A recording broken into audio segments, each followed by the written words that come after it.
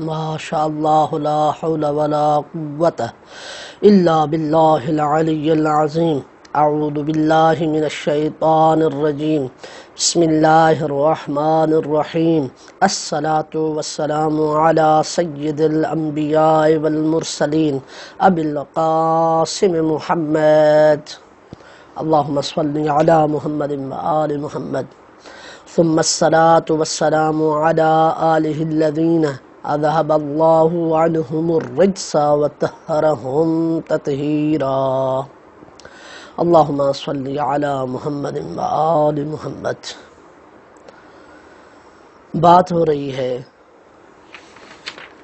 5ویں فصل میں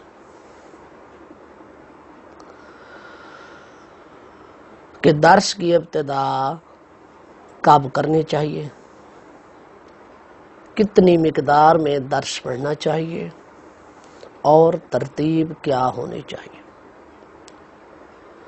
ان تمام باتوں کو ذکر کرتے ہوئے ہم یہاں تک پہنچے تھے کہ طالب علم کے لیے ضروری ہے کہ وہ مناظرہ کرے، وہ مباحثہ کرے۔ مناظرہ کا مطلب یہ ہوتا ہے کہ کسی موضوع میں ایک دوسرے کے آمنے سامنے بیٹھ کر بحث کرنا۔ ایک موضوع مشخص کر لیں، اس پر دو بندے بیٹھ کر بحث کریں آمنے سامنے، وہ اس کو جواب دے، وہ اس کو جواب دے، وہ اس پر سوال کرے، وہ اس پر سوال کرے، وہ اس پر اعتراض کرے، وہ اس پر اعتراض، اسے مناظرہ کہا جاتا ہے۔ اور مطارحہ کسے کہتے ہیں؟ مطارحہ کا مطلب ہوتا ہے اپنی بحث کا القاء کرنا۔ ویسے مطارحہ کا مطلب ہے کسی کے سامنے کوئی چیز رکھنا۔ تو اب کیونکہ یہ باب مفاعلہ میں سے ہے تو اس کا مطلب یہ ہے کہ ایک دوسرے کو علمی مطالب دینا، تو اس کا دوسرا نام ہے مباحثہ۔ علمی مطالب میں ایک دوسرے پر بحث کرنے کا نام کیا ہے؟ مباحثہ بھی ہے، مطارحہ بھی ہے اور مناظرہ بھی ہے۔ فرماتے ہیں کہ یہ طالب علم جو ہے کام ضرور کرے، مطارحہ اور مناظرہ، یعنی دوسرے الفاظ میں آج کل کے زمانے میں کہا جاتا ہے مباحثہ، ہر صورت میں طالب علم کے لیے ضروری ہے۔ اور مباحثہ فقط لقلقہ لسانی نہیں ہونا چاہیے، مباحثہ فقط عبارت کی حد تک نہیں ہونا چاہیے، بلکہ فرماتے ہیں کہ انصاف، غور و فکر اور جو ہے جدیت کے ساتھ جو ہے وہ مباحثہ کرنا چاہیے۔ یعنی جب میں میدان مباحثہ میں آ رہا ہوں، میدان مناظرہ اور مطارحہ میں آ رہا ہوں، تو مجھے دوسرے کی بات کو قبول کرنے کا مادہ ہونا چاہیے، مجھ میں دوسرے کی بات کو قبول کرنے کا مادہ ہونا چاہیے، طاقت ہونی چاہیے دوسرے کی بات، صبر ہونا چاہیے، اس لیے کہ میں اس مقام پر ایک دوسرے کے ساتھ ہم علمی مطالب القاء کرنے کے لیے بیٹھے ہیں، کوئی اپنا سکہ جمانے کے لیے آئے ہوئے نہیں ہیں۔ تو کہتے ہیں کہ جب مباحثہ کرنا ہے، مناظرہ کرنا ہے، تو اس بات کا لحاظ رکھیں کہ آپ جو ہے اپنا مطلب علمی بیان کرتے ہوئے کہیں غصے میں نہ آ جائیں، صحیح، کہیں اپنے آپے سے باہر نہ ہو جائیں۔ کہتے ہیں اس لیے کہ مناظرہ، مذاکرہ یہ ایک مشورہ ہے، اور مشورہ کس بات پر ہے کہ ہم دونوں بیٹھ کر ایک درستگی تک پہنچنا چاہتے ہیں، بس مناظرہ اور مباحثہ کا یہی مطلب ہوا کرتا ہے، اس سے بڑھ کر اور کچھ نہیں ہوتا۔ کہتے ہیں کہ یہ تو حاصل ہوگا غور و فکر کے ساتھ، انصاف کے ساتھ، غصے کے ساتھ اور برے کلمات کہنے کے ساتھ یہ چیز حاصل نہیں ہوگی۔ کہتے ہیں کہ فائدہ کیا ہے؟ کہا فائدہ بہت سارا ہے۔ مناظرہ اور مباحثہ، مطارحہ کرنے کا فائدہ تکرار سے کئی گنا زیادہ ہے، صحیح، اس لیے کہ مباحثہ جو ہوتا ہے، مناظرہ جو ہوتا ہے، اس میں تکرار بھی ہوتا ہے اور تکرار سے بڑھ کر اور باتیں بھی ہوا کرتی ہیں۔ اس لیے فقہا فرماتے ہیں کہ مباحثہ کرنا 1 گھنٹہ مباحثہ کرنا 1 مہینے کے تکرار سے افضل ہے۔ ایک طالب علم ہے علیحدہ کمرے میں بیٹھ کر دہراتا رہتا ہے۔ دوسرا طالب علم ہے جو دوسرے برادر کے ساتھ مل کر مباحثہ کرتا ہے، مناظرہ کرتا ہے، مطارحہ کرتا ہے، اپنی بحث کو اس کے سامنے القاء کرتا ہے۔ کہا کہ یہ 1 گھنٹہ اس کا یہ کام کرنا 1 مہینے کے تکرار سے بہتر ہے۔ لیکن یہ تب ہے جب سامنے والا کہ جس کے ساتھ آپ مباحثہ کر رہے ہوں، جس کے ساتھ آپ مناظرہ کر رہے ہوں، جس کے سامنے آپ علمی مطالب رکھ رہے ہیں، اس کی طبیعت اچھی ہونی چاہیے، وہ اچھی طبیعت کا مالک ہو، نرم طبیعت کا مالک ہو، انصاف پسند ہو۔ صحیح، جس کی طبیعت نرم نہیں ہے، جو غصے والا بندہ ہے اور جو خود غرض طالب علم ہے، اس کے ساتھ مباحثہ، مناظرہ اور مطارحہ نہیں کرنا چاہیے۔ وَلَا بُدَّ لِطَالِبِ الْعِلْمِ مِنَ الْمُطَارَحَةِ وَالْمُنَاظَرَةِ، فرماتے کہ طالب علم کے لیے ضروری ہے کہ وہ مطارحہ اور مناظرہ کرے۔ مطارحہ معنی ذکر کیا ہے کہ اپنی بحث کو دوسرے کے سامنے رکھنا، مناظرہ ہے کسی موضوع پر ایک دوسرے کے آمنے سامنے بیٹھ کر گفتگو کرنا، بحث کرنا کا نام مناظرہ ہے۔ فرماتے ہیں فَيَنبَغِي أَن يَكُونَ بِالْإِنصَافِ وَالتَّأَنِّي وَالتَّأَمُّلِ، کہا کہ یہ جو ہے یہ مناظرہ اور مطارحہ انصاف کے ساتھ ہونا چاہیے، جدیت کے ساتھ ہونا چاہیے، غور و فکر کے ساتھ ہونا چاہیے۔ فَيَحْتَرِزُ عَنِ الشَّغَبِ وَالْغَضَبِ، طالب علم کو چاہیے کہ وہ غصے میں آنے سے اور ایسا کام کرنے سے کہ جس سے انسان برائی کی طرف مائل ہوتا ہے، اس سے احتراز کرے، یعنی ایسا کوئی انداز اختیار نہ کرے کہ جس سے اگلے والے کو غصہ آ جائے۔ شغب کہتے ہیں برائی کے لیے ابھارنا، آپے سے باہر ہو جانا، کہتے ہیں آپے سے باہر ہو جانا، غصے میں آ جانا، ان چیزوں سے کیا ہے طالب علم کو بچنا چاہیے۔ کیوں؟ فَإِنَّ الْمُنَاظَرَةَ وَالْمُذَاكَرَةَ مُشَاوَرَةٌ، کیونکہ مناظرہ اور مذاکرہ جو ہے یہ ایک قسم کا مشورہ ہے۔ انما یکون لاستخراج الثواب، یہ مشورہ ہوتا ہی 2 کے درمیان اس لیے ہے تاکہ ہم کچھ درست تک پہنچ سکیں۔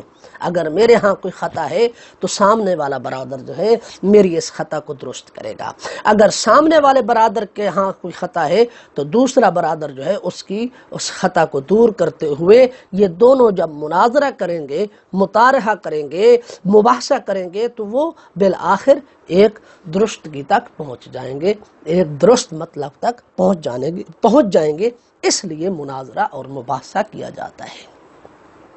وَذَلِكَ إِنَّمَا يَحْصُلُ بِالتَّأَمُّلِ وَالْإِنصَافِ، کہا مناظرہ اور مطارحہ اور مباحثہ میں انسان درستگی تک پہنچ سکتا ہے، اپنے مطالب کو صحیح کر سکتا ہے ایک وجہ سے، اور وہ ہے جب غور و فکر کریں گے اور انصاف سے کام لیں گے۔ وَلَا يَحْصُلُ بِالْغَضَبِ وَالشَّغَبِ، یہ آپے سے باہر ہونا اور غضب میں آ جانا، غصے میں آ جانا، اس سے کبھی بھی ہم کیا ہے درست مطلب تک نہیں پہنچ سکیں گے۔ غصے میں آ جانے سے، آپے سے باہر ہو جانے سے ہم کبھی بھی صحیح مطالب کو حاصل نہیں کر سکیں گے۔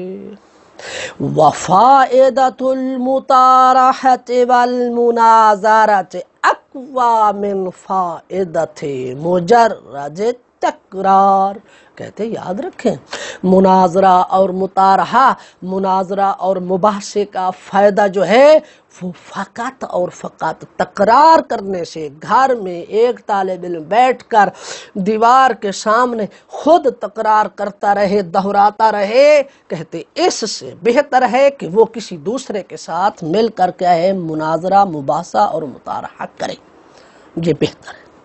کیوں؟ لِأَنَّ فیہ تکرار مع الزیادہ، مع زیادت،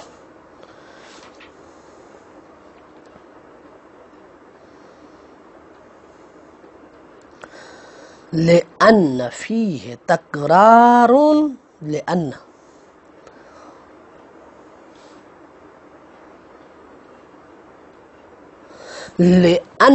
فیہ تکرارا مع زیادتا، کیونکہ مناظرہ اور مباحثہ میں تکرار کے ساتھ ساتھ اور اضافہ بھی ہے۔ یہ تکرارن ہی پڑھیں گے کیونکہ یہ انا کا جو ہے وہ اسم بنے گا، اور فی ہے جو ہے یہ جار مجرور متعلق محذوف ہو کر یہ کیا بن جائے گی؟ انا کی خبر بنے گی۔ کیلا، اور یہ بھی کہا گیا ہے مطارحۃ ساعۃ خیر من تکرار شہر، کہ ایک گھنٹہ مطارحہ کرنا، ایک گھنٹہ اپنے برادر طالب علم کے سامنے بیٹھ کر اپنے مطالب کو القاء کرنا، اس کے سامنے اپنے مطالب رکھنا، یہ ایک مہینہ تکرار کرنے سے کیا ہے؟ بہتر ہے۔ گھر میں بیٹھ کر ایک مہینہ تکرار کرے اور اس کے مقابلے میں ایک گھنٹہ برادر کے سامنے بیٹھ کر القاء کر لے، یہ کیا ہے؟ ایک گھنٹہ القاء کرنا، مطارحہ کرنا، یہ افضل ہے۔ لیکن اس بات کا خیال کر رکھیں، اذا کان منصفا سلیم الطبع، یہ تب ہے جب سامنے والا بندہ انصاف پسند ہو اور صحیح طبیعت ہو، سلیم طبیعت ہو، نرم طبیعت ہو، نیک طبیعت والا انسان ہو، تب جا کر یہ فائدہ حاصل ہوگا۔ وَإِيَّاكَ وَالْمُنَاظَرَةِ مَعَ غَيْرِ مُسْتَقِيمِ الطَّبْعِ، فرمایا بچو مناظرہ کرنے سے ایسے شخص سے کہ جس کی طبیعت اچھی نہیں ہے، جس کی طبیعت نرم نہیں ہے، جس کی طبیعت نیک نہیں ہے، جو کہ غصے والا شخص ہے، ایسے بندے سے مباحثہ اور مناظرہ کرنے کی ضرورت نہیں ہے۔ کیوں؟ فَإِنَّ الطَّبِيَّةَ مُسْتَرِقَّةٌ، کیونکہ طبیعت اثر لیتی ہے۔ انسان کی طبیعت میں یہ بات رکھ دی گئی ہے کہ انسان دوسرے انسان سے کیا لیتا ہے؟ اثر لیتا ہے۔ وَالْأَخْلَاقُ مُتَعَدِّيَةٌ، اور اخلاق جو ہے وہ تجاوز کرتے ہیں۔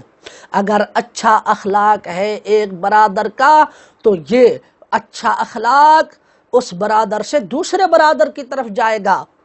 وَالْمُجَاوَرَةُ مُؤَثِّرَةٌ، اور مجاورہ یعنی ہمسائیگی، یہ ضرور بضرور کیا کرتی ہے؟ اثر کرتی ہے۔ تو جب ایک طالب علم دوسرے طالب علم کے سامنے بیٹھے گا تو اس کا اخلاق دوسرے طالب علم تک پہنچے گا، اس کی ہمسائیگی یعنی اس کا اس کے سامنے آمنے سامنے ہونا اور اس کے ساتھ بیٹھنا یہ اثر کرے گا۔ طبیعت جو ہے وہ دوسری کی طبیعت سے کیا کرتی ہے؟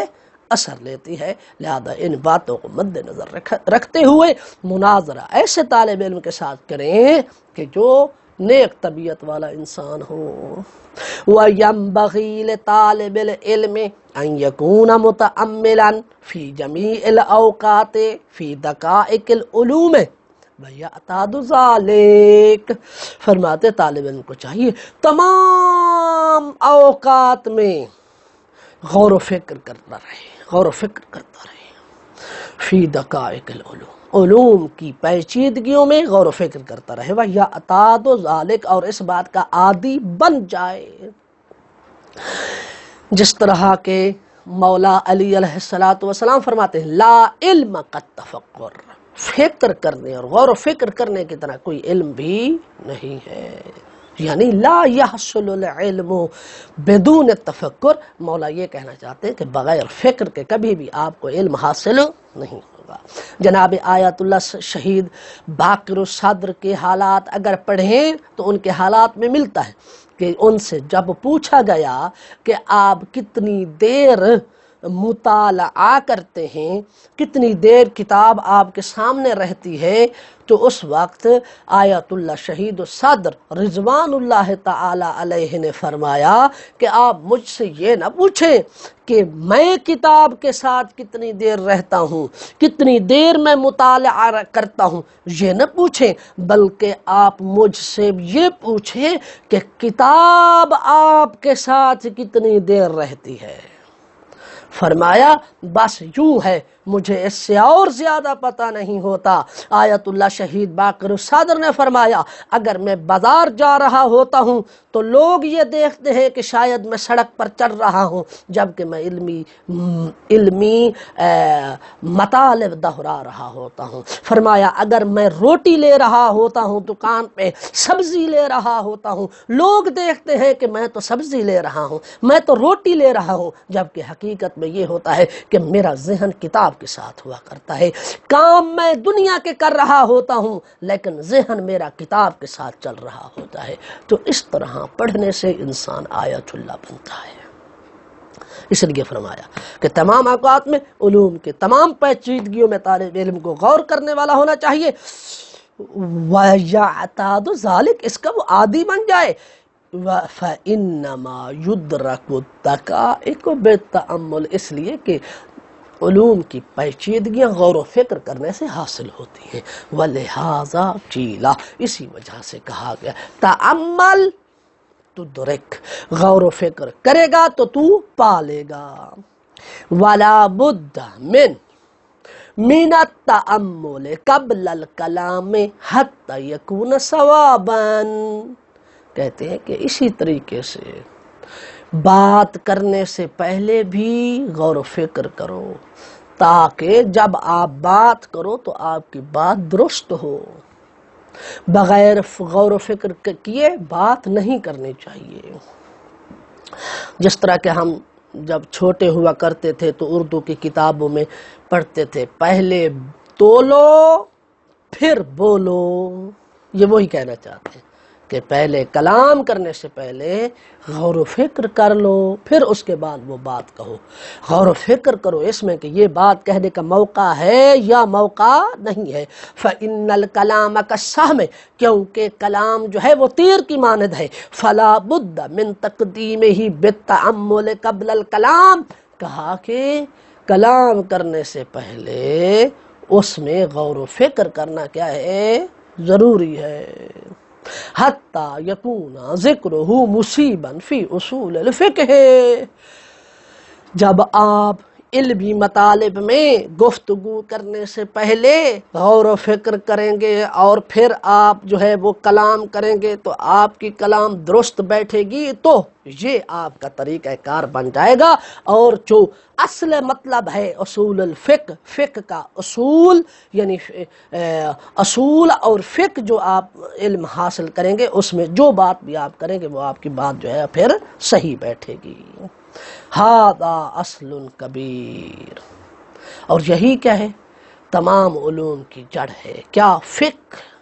وَهُوَ أَن يَكُونَ كَلَامُ الْفَقِيهِ الْمُنَاظِرِ بِالتَّأَمُّلِ، وہ یہ ہے کہ فقیہ کی جو کلام ہوا کرتی ہے، فقیہ کی جو بات ہوا کرتی ہے، المناظر بالتأمل، وہ جو مناظرہ کرنے والا ہے وہ غور و فکر کے ساتھ مناظرہ کرتا ہے۔ وہ فقیہ کہ جو فقہی مطالب میں غور و فکر کرتا ہے، جو مناظرہ کرتا ہے وہ غور و فکر کے ساتھ کرتا ہے۔ کہا کہ جب آپ شروع سے ہی اسی بات کو ساتھ رکھیں گے کہ اپنے مقدمات میں بھی غور و فکر کرتے کرتے کرتے جب اصول و فقہ جیسے علوم میں پہنچیں گے، علم الاصول اور علم فقہ میں پہنچیں گے تو آپ کی عادت بن چکی ہوگی، جو آپ بات کریں گے وہ کیا ہوگی؟ درست ہوگی۔ آپ فقہ میں کسی کے ساتھ مناظرہ کریں تو غور و فکر کے ساتھ کریں گے۔ وَيَكُونُ مُسْتَفِيدًا فِي جَمِيعِ الْأَحْوَالِ وَالْأَوْقَاتِ وَعَنْ جَمِيعِ الْأَشْخَاصِ، کہا یہ طریقہ کار اپنا لیں، پہلے غور و فکر کرنا ہے پھر کلام کرنی ہے۔ تو کہتے ہیں اس کا فائدہ یہ ہوگا کہ پھر تمام اوقات میں، تمام زمانوں میں تمام اشخاص کے نزدیک آپ کی کلام مستفید ہوگی، یعنی آپ کلام کریں گے، ایک تو وہ درست ہوگی، اور دوسرا یہ کہ دوسرے لوگ اس سے کیا اٹھائیں گے؟ فائدہ اٹھائیں گے۔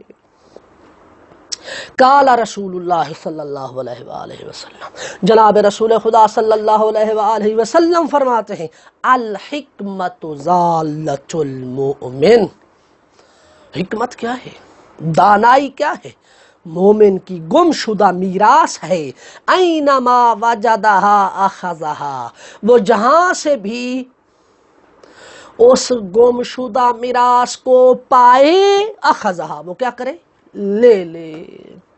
اس لیے اسی چیز کو مد نظر رکھتے ہوئے ہمارے علماء اس بات کی اجازت دیتے ہیں کہ ہم اہل تشیع کے علاوہ دوسرے علماء کے پاس بھی یہ جو فنی علوم ہے، علم بلاغت ہے، علم فلسفہ ہے، علم منطق ہے، علم نحو ہے، علم صرف ہے، علم اصول، رجال وغیرہ، یہ علوم دوسروں سے بھی حاصل کر سکتے ہیں، کیونکہ دانائی جو ہے وہ مومن کی گم شدہ میراث ہے، جہاں سے پائے وہاں سے لے لے۔ وکیلا، اور یہ بھی کہا گیا خذ ما صفا ودع ما قدر، جو اچھا ہے وہ لے لے، جو برا ہے وہ چھوڑ دے۔ آپ ایک ایسے عالم دین کے پاس علم حاصل کر رہے ہیں، درس پڑھ رہے ہیں کہ جو مذہب حقہ کے عقائد نہیں رکھتا، عقائد مذہب حقہ کا قائل نہیں ہے، کہا کہ جو اچھی چیز دے رہا ہے وہ لے لے، اور جس کا وہ قائل نہیں ہے، صحیح جو بری چیز ہے اس کے پاس، اس کو چھوڑ دیں۔ اور یہی طریقہ کار رہا ہے، آج کل تو بہت زیادہ تمیز ہو گئی ہے، اور بہت زیادہ آپس میں تفرقہ پھیل گیا ہے، ورنہ پہلے زمانے میں مدارس میں کوئی فرق نہیں ہوا کرتا تھا، فریقین کے طلبہ ایک دوسرے کے مدارس سے علوم حاصل کیا کرتے تھے۔ وَلَيْسَ لِصَحِيحِ الْبَدَنِ وَالْعَقْلِ عُذْرٌ فِي تَرْكِ الْعِلْمِ، کہا یاد رکھو جس کی عقل بھی سالم ہو، بدن بھی اس کا تندرست ہو، تو پھر علم کو چھوڑنے میں اس کا کوئی عذر قابل قبول نہیں ہے۔ بھئی مجنون بھی وہ نہیں ہے، بدنی حوالے سے وہ مریض بھی نہیں ہے، پھر قیامت کے دن اس سے سوال کیا جائے گا کہ تو نے علم کیوں چھوڑا، علم حاصل کرنا کیوں چھوڑا تھا۔ لہذا ہر وہ کہ جس کا عقل بھی صحیح ہو، جس کا بدن بھی صحیح ہو، تو اسے علم حاصل کرنا چاہیے۔ وَلِلْمُتَعَلِّمِ أَن يَشْتَغِلَ بالشکر باللسان والارکان، کہتے طالب علم کا فریضہ بنتا ہے کہ وہ اللہ کا شکر کرتا رہے، زبان سے بھی اور اپنے جوارح اور اعضاء سے بھی، اعضاء و جوارح سے بھی۔ زبان سے الحمدللہ الحمدللہ الحمدللہ، جوارح سجدہ شکر کرے، اس کے ذریعے سے اعمال خیر کر کے اللہ کا شکر ادا کرے، بے ان یری الفہم والعلم من اللہ سبحانہ وتعالی، بس ہر وقت وہ اسی بات کو مدنظر رکھے کہ علم اور فہم و فراست یہ خدا کی طرف سے آنے والی ہے، اس میں میرا کوئی کمال نہیں ہے۔ وَيُرَاعِ الْفُقَرَاءَ بِالْمَالِ وَغَيْرِهِ، کہتے ہیں طالب علم کا فریضہ بنتا ہے کہ جو فقیر قسم کے لوگ ہیں، مال اور مال کے علاوہ ان کی رو رعایت کرتا رہے، ان کی دیکھ بھال کرتا رہے۔ وَيَطْلُبُ مِنَ اللَّهِ التَّوْفِيقَ وَالْهِدَایَةَ، اور اللہ سبحانہ وتعالی سے ہی توفیق اور ہدایت طلب کرتا رہے۔ فَإِنَّ اللَّهَ تَعَالَى هَادٍ لِمَنِ اسْتَهْدَاهُ، بے شک اللہ سبحانہ وتعالی جو ہے ہدایت کرنے والا ہے ہر اس شخص کی کہ جو اللہ سے ہدایت طلب کرے۔ وَمَن يَتَوَكَّلْ عَلَى اللَّهِ فَهُوَ حَسْبُهُ، پس جو بھی اللہ سبحانہ وتعالی پر بھروسہ کرتا ہے اللہ ہی اس کے لیے کافی ہے۔ ان اللہ بالغ امرہ قد جعل اللہ لکل شیء قدرا، خدا نے اپنے حکم کو پہنچانے، خدا اپنے حکم کو پہنچانے والا ہے، خدا اپنے دین کو پہنچانے والا ہے، اور اس نے ہر شے کے لیے ایک مقدار معین کر دی ہے، یعنی اللہ سبحانہ وتعالی کی ذات ہر شے پر قادر ہے، اور تمام امور کی باغ دوڑ اسی ذات احدیت کے ہاتھ میں ہے۔ وَيَنبَغِي لِطَالِبِ الْعِلْمِ أَن يَكُونَ ذَا ہِمَّةٍ عَالِيَةٍ لَا يَطْمَعُ فِي أَمْوَالِ النَّاسِ۔ کہا دیکھ، طالب علم کو فقر و فاقہ سے نہیں گھبرانا چاہیے، طالب علم کی ہمت بلند ہونی چاہیے، وہ لوگوں کے مال میں لالچ نہ کرے۔ فلاں بڑا امیر ہے جی، فلاں کے پاس بڑا پیسہ ہے، اب میں بھی ایسا کام کروں کہ جس سے میں امیر بن جاؤں۔ نہیں، طالب علم کا یہ وظیفہ نہیں ہے۔ ینبغی لطالب العلم، طالب علم کو چاہیے ان یکون ذا ہمت عالیۃ، کہ اس کی ہمت بلند ہو، لا یطمع فی اموال الناس، وہ لوگوں کے مال و ثروت میں کبھی بھی لالچ نہ کرے، ان کے اموال دولت کو دیکھ کر یہ طمع نہ کرے کہ اب ان کے پاس بڑا پیسہ ہے، میرے اللہ مجھے بھی اتنی مال و دولت اور ثروت دے دے۔ نہیں، یہ طالب علم کو طمع نہیں کرنا چاہیے، علم کی طمع کرنی چاہیے کہ میرے اللہ مجھے علم میں اضافہ فرما۔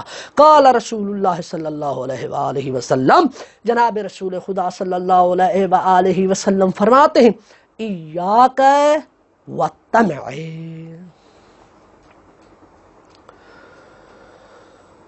ایاک والطمع، اور تجھے چاہیے کہ آپ کس سے بچے؟ لالچ سے بچے۔ فَإِنَّهُ فَقْرٌ حاضر، یہ لالچ ہر وقت کے فقر ہے، ہر وقت کا جو ہے نا کیا ہے، محتاجی ہے۔ فَلَا يَبْخَلُ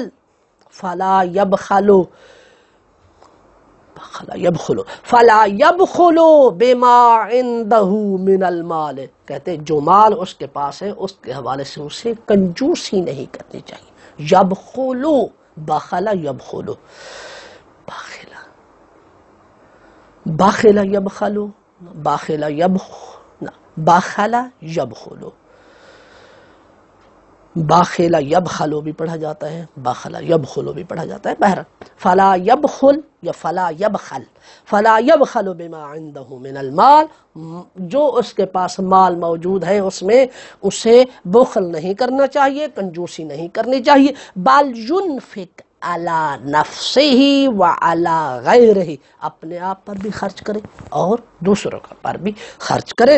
قال رسول اللہ صلی اللہ علیہ وآلہ وسلم، جناب رسول خدا صلی اللہ علیہ وآلہ وسلم فرماتے ہیں، الناس کلہم فی الفقر، لوگ تمام کے تمام فقر میں ہیں، مخافتاً للفقر، فقر سے ڈرتے ہوئے ہی فقر میں ہیں،